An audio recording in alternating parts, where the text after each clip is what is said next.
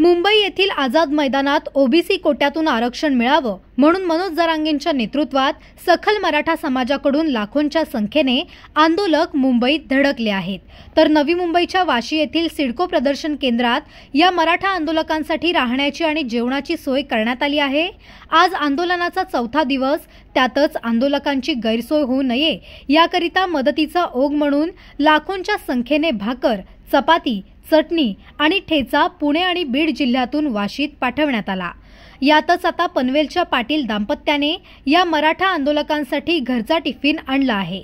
छोटेखानी मदत का होईना बाळकृष्ण पाटील आणि त्यांच्या पत्नी अलका पाटील यांनी चपाती आणि चटणी तसेच अन्य खाद्यपदार्थ मराठा बांधवांना सुपूर्द केले। IIT बॉम्बेमध्ये ॲडमिशन मिळावं यासाठी अहोरात्र झटणाऱ्या पाटील दाम्पत्यांचा मुलगा केवळ 2 गुणांनी ॲडमिशन पासून वंचित राहिला आणि त्याचं नेमकं कारण म्हणजे आरक्षण।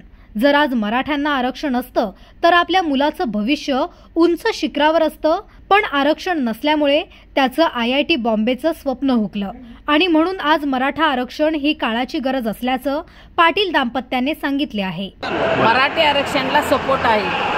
आता आम्ही यांच्याकडे आले पण परत आमच्याकडे येतील ते वोटिंगच्या वेळेस। नमस्कार, आम्ही पनवेलवरून आलोय। माझं नाव बाळकृष्ण पाटील आहे।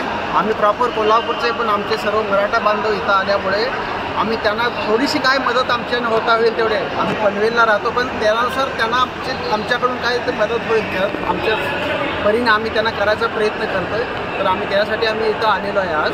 तर आमच्या मराठी बांधवांना आरक्षण मिळावं हीच आमची कळकळीची विनंती आहे। जे मागासलेला वर्ग आमचा आहे त्यांना आरक्षण मिळालं तर आपल्या समाजाचं काहीतरी उत्कर्ष होईल आणि जरांगे पाटलांना आमचा पूर्णपणे पाठिंबा आहे मुंबईवाल्यांचा। आम्ही मुंबईतच स्थायिक आहे, तर मुंबईतल्या लोकांनी काही तुम्हाला मदत लागली आमच्याकडून तर आम्हाला सांगा, आम्ही त्याच्यासाठी ह्या आंदोलनासाठी आमचा पूर्ण सपोर्ट राहील। धन्यवाद। पनवेलवरून तुम्ही आलात, पण नेमकं काय आज जेवणाचा मी जेवणासाठी घेऊन आलो, जेवणासाठी भाजी पोळी घेऊन आलेलो आहे आणि घरात आमचा जो मसाला तिखट मसाला बनवला होता त्यातलं या लोकांच्या जेवणासाठी मी घरातून घेऊन आलेलो आहे। आज अचानक हे तुम्ही असा मदतीचा हात दिलाय इथं मराठा बांधवांना जे आंदोलनमध्ये सामील झालेले आहेत, मग काय यामागची धारणा तुमची? कारण आमच्या बांधवांना मला सपोर्ट करायला पाहिजे, हे आमचेच भाऊबंद आहेत आणि त्यांच्यासाठी आम्हाला काहीतरी करू शकतो आम्ही, हेच आमच्यासाठी मोठं भाग्य आहे। आम्ही मुंबईत राहून सुद्धा हे एवढे लाखो किलोमीटर दूरवरून आलेत आमचे मराठी बांधव आणि त्यांना आपण काही मदत करू नाही शकलो तर काय उपयोग आमचा? 2 मार्क्स कमी असल्यामुळे मुलाला ॲडमिशन मिळालं नाही IITला। आमच्या IITला मुलाला ॲडमिशन मिळालेलं नाही 2 मार्क्समुळे। म्हणजे तुमच्या मुलाला जे ॲडमिशन मिळालं नाही म्हणजे ते रिझर्वेशन नसल्यामुळे मिळालं नाही, आमच्याकडे ओबीसीचं सर्टिफिकेट नव्हतं त्यामुळे आमच्या मुलाला ॲडमिशन मिळालं। धन्यवाद माऊली।